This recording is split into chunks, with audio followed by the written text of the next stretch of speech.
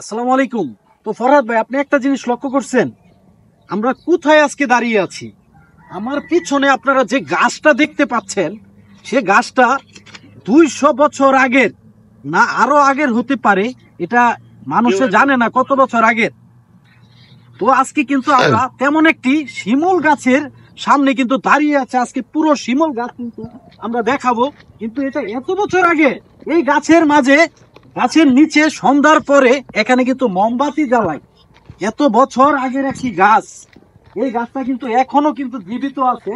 এবং সেই গাছের নিচে কিন্তু অনেকে কিন্তু রান্না বান্না করেও এখানে খায়। তো তুমি মিনার, তুমি লক্ষ্য করতো, তুমি একটু ওদিকে যাও মিনার, তুমি একটু সবকিছু দেখাও পুরো ভিডিওটা। তো ফরহাদ ভাই, আপনি একবার লক্ষ্য করছেন, এই যে এখানে কিন্তু রান্না করে খায়, আপনি দেখেন। এই যে এখানে অনেকে কিন্তু রান্না বান্না করে। তো এই যে সেই গাছ, ও কত সুন্দর। হ্যাঁ, এখানে মোমবাতি এবং আগরবাতি, হ্যাঁ এখানে কিন্তু জ্বালায়, আপনারা দেখতে পাচ্ছেন। এই বিশাল বড় একটা শিমুল গাছ, এইটা লোকেশন হলো, দাদা এটা লোকেশনটা তুমিই বলো। ত্রিশাল এসে তারপর রাগামার আসবেন, মেন রোড হয়ে রাগামারা থেকে সোজা 4 কিলোমিটার পূর্ব দিকে রাগামার টু রামপুর রোডে আসলেই এই শিমুল বাসটা হাটের ডান পাশে আর কি, শাখা ইউনিয়ন। তো যাই হোক ফরহাদ ভাই, আপনি ওইখানে ভাই উঠতে পারবেন না ভাই। হ্যাঁ, ওইখানে আসলে উঠতে চাইলে এই পাশ দিয়ে, হ্যাঁ এই পাশ দিয়ে উঠতে হবে ফরহাদ ভাই। কুয়া আছে একটা। এখানে কি কুয়া আছে?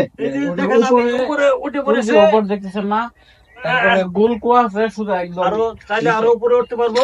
দর্শক একবার লক্ষ্য করছেন আপনারা, একবার বিষয়টা আপনারা খেয়াল করছেন, এই কত বড় একটা গাছ। তুমি তুমি একটু পিছন থেকে ভিডিওটা একটু ধরো। ফুল গাছটা কিন্তু ক্যামেরার মাঝেও কিন্তু আসতেছে না, এত বড় গাছ। মাশাআল্লাহ, মানে আল্লাহর কাছে লাখো লাখো শুকরিয়া। এত বড় গাছ আমাদের বাংলাদেশে, আমাদের ময়মনসিংহে ত্রিশালের মাটিতে কিন্তু এখনো কিন্তু জীবিত আছে। তো এটা কোন ইউনিয়ন পড়ছে?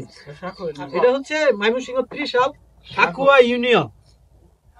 তো ফরহাদ ভাই, আপনি কি উপরে উঠছেন? আবার উপরে কিন্তু এই গাছের যে আপনারা যে গাছটা দেখতেছেন, এই গাছের ভিতরে কিন্তু কুয়ার মতো একটা জায়গা আছে, সেখানে কিন্তু অনেক পানি। বৃষ্টির সময় কিন্তু পুরো গাছ কিন্তু পানিতে কিন্তু ভরা থাকে। তো এই গাছে কিন্তু অনেকে এই গাছে এসে ভক্তি করে। অনেক পুরনো গাছ, তো এখানে এসে মোমবাতি জ্বালায় এবং আগরবাতি জ্বালায়। এই গাছকে কিন্তু অনেকে কিন্তু ভক্তি করে। তো আমরা কিন্তু তেমন একটি গাছের সামনে কিন্তু আজকে দাঁড়িয়ে আছে। আজকে ফরহাদ ভাই, আপনি কি লক্ষ্য করছেন ভাই? হ্যাঁ, অদ্ভুত একটা গাছ না ভাই? আপনি লক্ষ্য করছেন বিষয়টা? একটা ব্যাপার আছে। হ্যাঁ, তবে উঠতে পারলে আসলে যদি একবারে মিডিল পয়েন্টে উঠতে পারতাম তাহলে হয়তো আরো ভালো লাগতো। পয়েন্টে ওই যে সহজে উঠা যায় ওই পাশ দিয়া। আচ্ছা, এই পাশ দিয়ে সহজে উঠা যায়। তো যাই হোক, দর্শকরা আপনারা আসুন, এত বড় গাছ, যে গাছটা এদিক দিয়ে মানে ওটা সম্ভব না, খারাপ তো। হ্যাঁ, যাই হোক ভাই, এইখানে আসলে উঠা আসলে ঠিক হবে না। হ্যাঁ, তো ইনশাল্লাহ সন্ধ্যা হয়ে গেছে।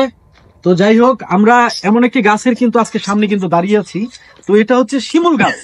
ভাই এই যে দেখছেন, এই যে চকের পা, পেছনেটা সাপের মতো। হ্যাঁ, অদ্ভুত বিষয়। পেছনেটা একটু দেখান, কত সুন্দর। সাপের মতো পেঁচিয়ে আছে, এটি একবারে অবিকল সেই সাপের মতো।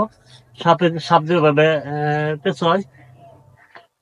মাশাআল্লাহ, যাই হোক অনেক ভালো লাগছে। তুমি একটু পিছন থেকে পুরা গাছটা ওইখানে যাও, গাছ একবার পিছনে যাও, উপর পর্যন্ত তুমি দেখাও।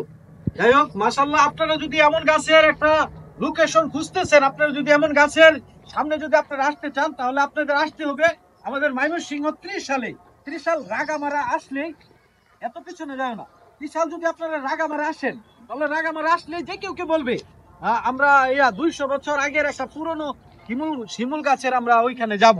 তো আসলে আপনারা আসতে পারবেন ইনশাল্লাহ। এখানে আরেকটা বিষয়, আমরা যেটুকু জানি যে এখান থেকে মানুষে মানত করে, আর মানত করে একটা কারণেই যে তাদের মনের আশা পূরণ হওয়ার জন্য। এরকম অনেকেই আসে, মানত করে এখানে তবারক দেয় এবং পাকটাক করেও এখানে করে আর কি। এখানে পাকশাক হয়। তারপরে তবে আমাদের সাথে আছে স্থানীয় এক ভাই, আমরা এই ভাইয়ের কাছ থেকে শুনবো এখানে এটা কতদিন আগের, এবং উনি আপনি শুনছেন কতদিন আগের। আমি আমাদের পূর্বপুরুষদের কাছে শুনছি, এটা আপনার বলছে 200 বছর বলছে, কিন্তু আসলে এটা 200 বছর না, আমার মনে হয় আরো অনেক পুরাতন।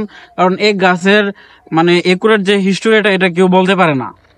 এটা মানে আর সত্যি যে হিস্টোরিটা এটা কেউ জানে না, মানে অনেক আগের আমাদের পিতৃপুরুষে তার পিতৃপুরুষ তারাও জানে না এই গাছের বিষয়টা।